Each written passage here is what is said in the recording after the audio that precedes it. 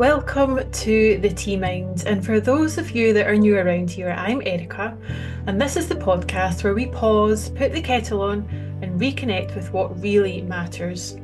Each episode is your invitation to slow down and explore how something as simple as a cup of tea can become a gateway to mindfulness, mental fitness, and a more present way of living. We'll sip our way through practical tea routines, powerful insights, and heartfelt stories. Some weeks it's just you and me, and some weeks we'll hear from inspiring guests. But every week it's a chance to recalibrate, to pause, rebalance, and thrive. So grab your favourite mug, breathe deeply, and join me in the art of living with a tea mind. Hello, and welcome back to the Tea Mind podcast. This is your moment to pause, rebalance, and thrive. And today we're going to talk about something that affects all of us. That's especially you if you are an overthinker, a list maker, the one lying awake at 2 o'clock in the morning trying to remember something that someone said years ago. Let me put it really simply. Your brain is not a storage unit. It's not supposed to hold all your 47 to-do lists, your millions of half-finished thoughts, and that emotional voicemail from years ago. So if your head feels really full, foggy, or just plain fried, then this episode is your invitation to clear the clutter in a really simple and effective way.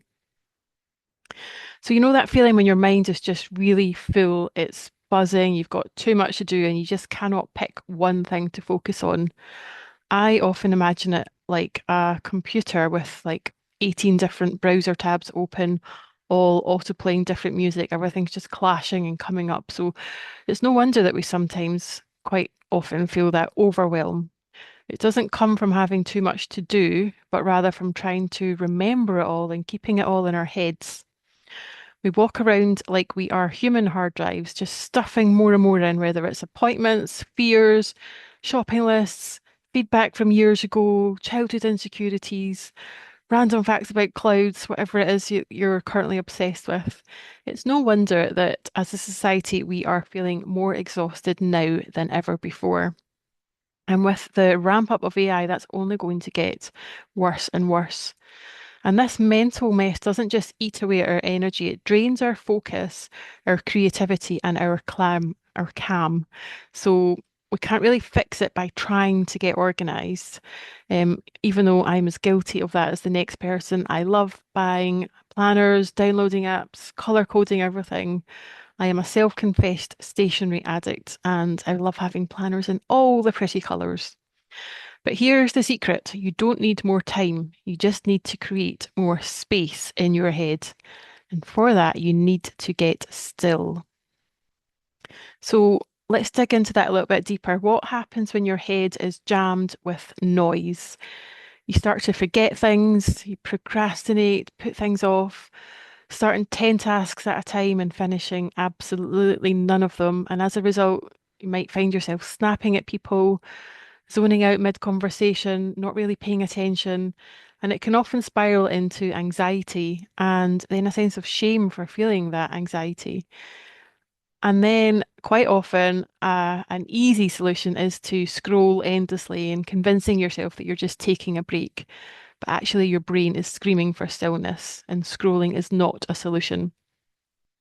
And the worst part is that we normalize all of this. We think that feeling overwhelmed is just being adult nowadays, but it's not. Being overwhelmed is a sign. It's a sign that your inner bandwidth is maxed out and it's time for a clear out. Just as a little aside, before 2020, I don't think I'd ever heard the phrase, I've no bandwidth for that. But now I'm hearing it every single week. So, yeah, just a sign of the times, I think, but it doesn't have to be. So, I remember a few months ago, I was having one of those weeks where everything was just getting on top of me. Everything just felt too much. I had said yes to too many things, too many shiny things that I wanted to do and just hadn't factored in how much time it was going to take to do them all. Too many decisions, too many expectations, and certainly too many tabs open in my brain. So instead of staying in that quagmire of overwhelm, I did something useful instead. I do what I always do, return to tea and a moment of stillness. So I put the kettle on, grabbed a scrap piece of paper, certainly not a page from my prize planners, and I set a timer for 3 minutes and I just wrote down everything. Messy, unfiltered, just complete brain dump, just wrote down everything that was in my head, all jumbled up. It wasn't structured, it wasn't beautiful, and it wasn't trying to journal or to be deep. I just let it all out. The mental list, the emotional knots, the endless, don't forget to do this thing. And then when the timer beeped, I just kept going. I filled pages and pages. I had so much stuff in my head. And once I'd started, there was no stopping me.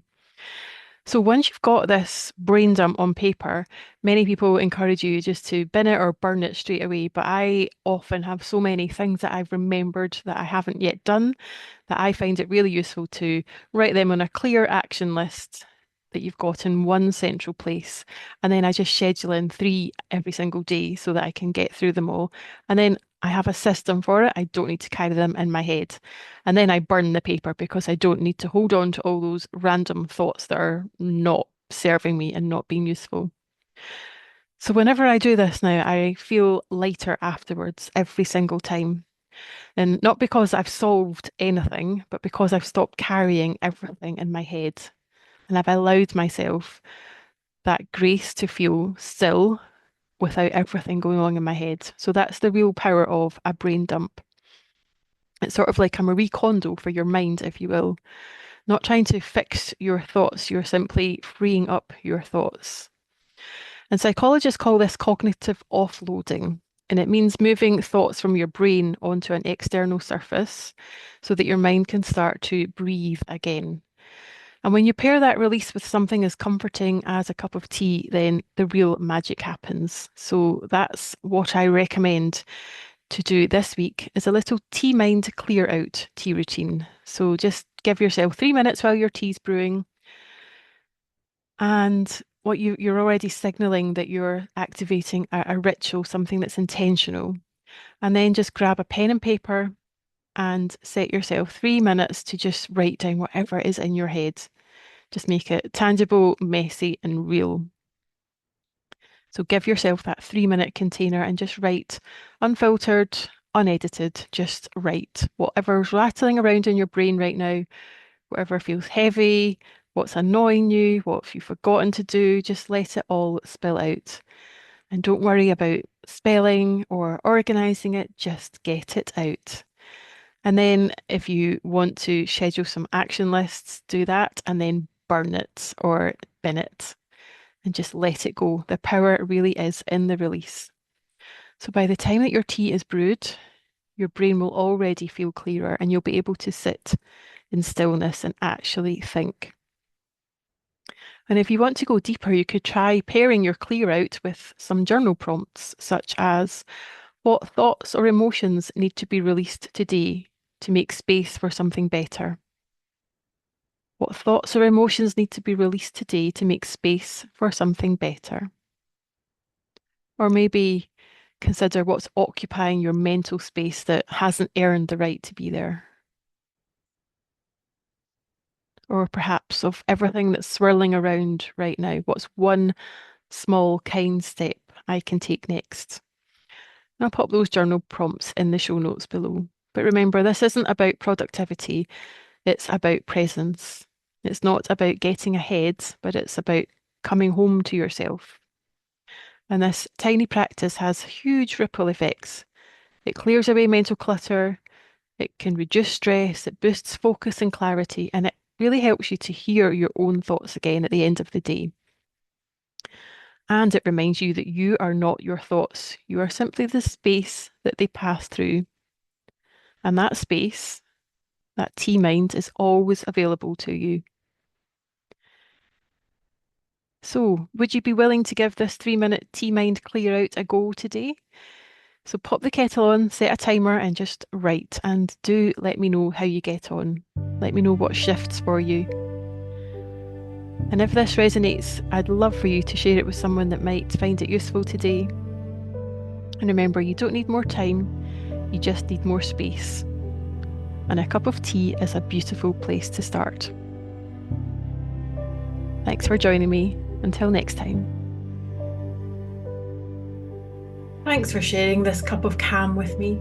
As you move through your day, take the tea mind with you. Pause when you can, breathe, and be kind to yourself. And please follow the Tea Mind to get new episodes as they land on Apple Podcasts, Spotify, Amazon Music, or wherever you get your podcasts.